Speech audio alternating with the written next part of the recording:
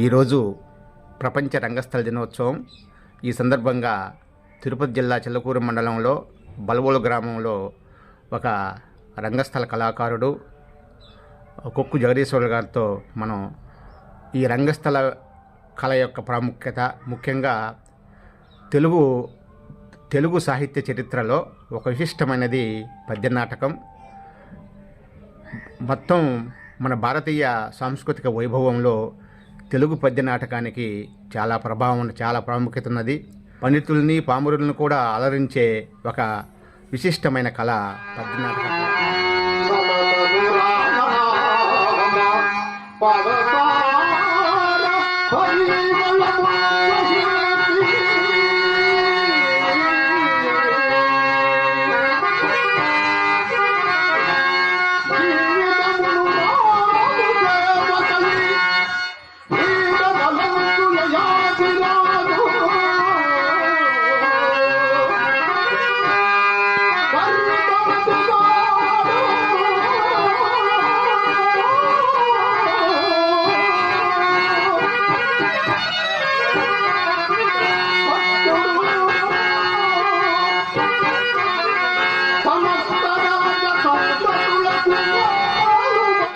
ఒకనాడు తెలుగునాట ప్రతి పల్లెల్లో, పట్టణాలలో పద్య నాటకాలు ప్రదర్శించిన రోజులు లేవు.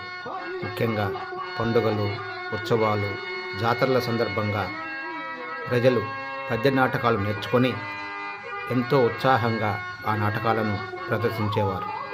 సత్యహరిశ్చంద్ర, రామాంజనేయ యుద్ధము, గయోపాఖ్యానము, పాండవోద్యోగ విజయము, ఈ పద్య నాటకాలు, అందులోని పద్యాలు తెలుగునాట ఎంతో ప్రాముఖ్యత కలిగి ఉన్నాయి. ప్రతి గ్రామంలో, పల్లెలో ఎందరో విస్మృత కళాకారులు తమ జీవిత కాలంలో ఎంతో సాధన చేసి అద్భుతమైన కళాసేవ చేసిన చరిత్రలు స్థానికంగా ఉండే ప్రజలను మనం అడిగితే తెలుస్తుంది. కానీ ప్రస్తుతం పద్యనాటకం గతకాలపు వైభవంగా మిగిలిపోతుంది. ఈ ప్రపంచ రంగస్థల దినోత్సవం సందర్భంగా ప్రస్తుతం రంగస్థల నాటక ప్రదర్శన ఏ విధంగా ఉంది, ఒకప్పుడు ఈ పద్య నాటకానికి ఎంతటి వైభవం ఉన్నది, నేటి తరం పద్యాలు నేర్చుకొని రంగస్థల ప్రదర్శనలు ఇవ్వడం, పద్య నాటకాన్ని బ్రతికించుకోవాల్సిన అవసరం యొక్క ప్రాముఖ్యత ఏమిటి, తెలుగునాట ప్రతి గ్రామంలో పద్య నాటకాలు నేర్చుకోవడం, ముఖ్యంగా పండుగ ఉత్సవాలు, జాతరలలో ఆ పద్య నాటకాలు ప్రదర్శించడం అనేది ఒక గొప్ప వ్యాపకంగా ఉండేది. నా పేరు కుక్కు జగదీశ్వర్లు, మాది బల్లవోలు గ్రామం. నా 20 ఏట నుంచే కళారంగంలోకి ప్రవేశించాను. బాల్యంలో ఈ పద్య నాటకము ఎలా ఉండేది? బాల్యంలో చాలా విశిష్టపూర్వకంగా ఉండేది. అంటే ప్రజలంతా దాన్ని ఎక్కువగా యాక్సెప్ట్ చేస్తూ ఉండేవాళ్ళు. రాను రాను కొంచెం అప్పుడు సమయం చాలా అందుబాటులో ఉండేది. ప్రతి సంవత్సరం కొంతమంది కళాకారులు ఒక గురువుని పిలిపించుకొని నేర్చుకోవడం చేస్తుండేవాళ్ళు కదా. ముఖ్యంగా మమ్మల్ని ఇంత దూరం తీసుకొచ్చిన వాళ్ళు కుక్కు జక్కయ్య గారు, మంచి కళాకారుడు. ఆ దినంలో మమ్మల్ని ప్రోత్సహించి ఈ స్టేజ్కి తీసుకురాగలిగినారు. ఆ కాలంలో గూడూరు సావిత్రి గారు, మాకు దగ్గర ప్రాంతమైన గూడూరు కాబట్టి ఇక్కడ ఎక్కువ మాకు ప్రదర్శనలకి అన్ని అవకాశాలు కల్పిస్తూ ఉండేవాళ్ళు. వాళ్ళు కూడా వచ్చి ప్రదర్శన చేస్తూ ఉండేవాళ్ళు. అభివృద్ధి చెందిన గ్రామం కళారంగంలో బల్లవోలు వరకు ఎన్నో నాటకాలు ప్రదర్శించారు. ఎంతో వృద్ధిలో ఉండే నాటక రంగం ఆ రోజుల్లో. ప్రస్తుతం పద్య నాటకాన్ని మనం ఏ విధంగా కాపాడుకోగలం చెప్పగలరా మీరు?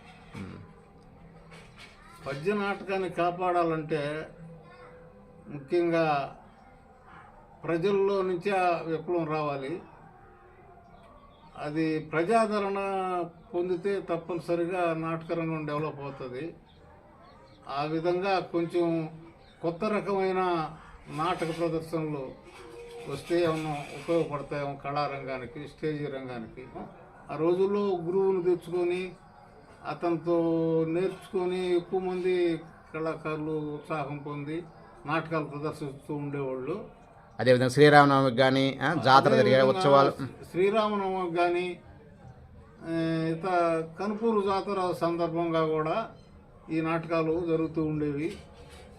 పద్య నాటకానికి సంబంధించి ఒక మంచి పద్యాన్ని మీరు ఆలపించవలసిందిగా కోరుతున్నాను. ముఖ్యంగా మీకు ఈరోజు ప్రపంచ రంగస్థల దినోత్సవం సందర్భంగా ప్రతిష్ఠులైన రంగస్థల కళాకారులు మా తెలుగు నాటక రంగానికి ఘనమైన వారసత్వాన్ని అందించారు. దాన్ని అందిపుచ్చుకుంటూ మీలాంటి కళాకారులు పల్లెల్లో కూడా ఇప్పుడు కూడా ఆ పద్యాన్ని బతికించుకోవాలి, పద్య నాటకాలని ప్రదర్శించాలి, ఏదో ఎంతో కొంత నేర్చుకొని తర్వాత తరానికి అందించాలన్న ఆలోచన చేయడం చాలా సంతోషకర విషయం. మీరు చివరిగా ఒక పద్యాన్ని ఆలపించవలసిందిగా కోరుతున్నాను. కుశలంబే గద ఆంజనేయ ఇట నీకు ప్రాణభీతార్థి నీ వశమందున్నయయాతికి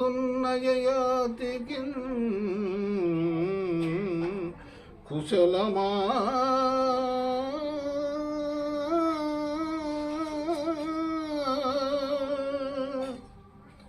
దశకంఠుండు గతింప ఇందనొక యుద్ధం వేమి లేకుండ ఈ వసుదం శాంతికి భంగమేర్పడక సర్వస్వంబు క్షేమంబెకో